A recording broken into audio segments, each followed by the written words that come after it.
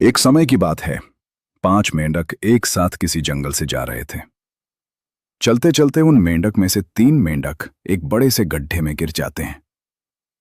5 में से 3 मेंढक गड्ढे में गिर गए तो ऊपर 2 बचे। अब गड्ढे में गिरने के बाद वो तीनों मेंढक ऊपर चढ़ने की बहुत कोशिश करते हैं, लेकिन वो गड्ढा बहुत बड़ा था। उस गड्ढे से बाहर निकलना इतना आसान नहीं था। अब गड्ढे के ऊपर जो 2 मेंढक बचे हुए थे, वो गड्ढे के अंदर देखकर उन तीनों मेंढक से कहते हैं कि अब तुम तीनों इस गड्ढे से कभी बाहर नहीं निकल सकते हो।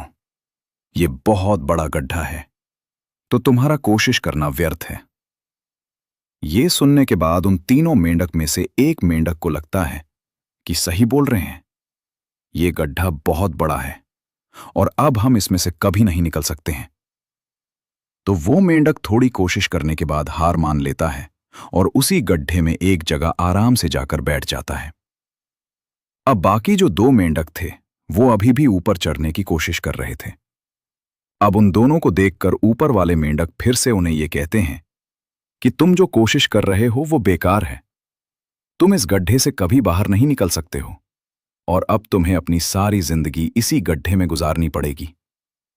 अब ये सुनने के बाद जो 2 मेंढक कोशिश कर रहे थे ऊपर चढ़ने की, उनमें से एक और मेंढक को ये लगता है कि ये सही बोल रहे हैं। अब हम इस गड्ढे से कभी बाहर नहीं निकल सकते हैं और वो भी हार मानकर बैठ जाता है। लेकिन अभी भी उनमें से एक मेंढक ऊपर चढ़ने की कोशिश कर ही रहा था। ऊपर वाले 2 मेंढक उसे भी कहते हैं कि क्या तुम्हें सुनाई नहीं दे रहा है? उन दोनों ने हार मान लिया है और तुम अभी भी ये सोच रहे हो कि तुम इस बड़े से गड्ढे से बाहर निकल सकते हो।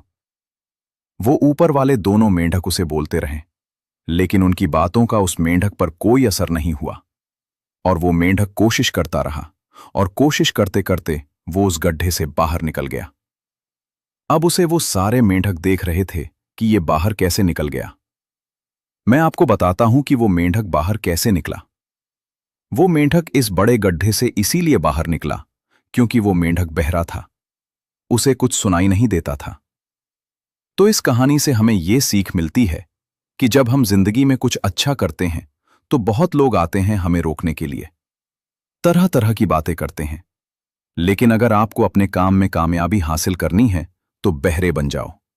उनकी बातों का अपने ऊपर कोई असर ही मत होने दो, क्योंकि सबसे बड़ा रोग क्या कहेंगे लोग।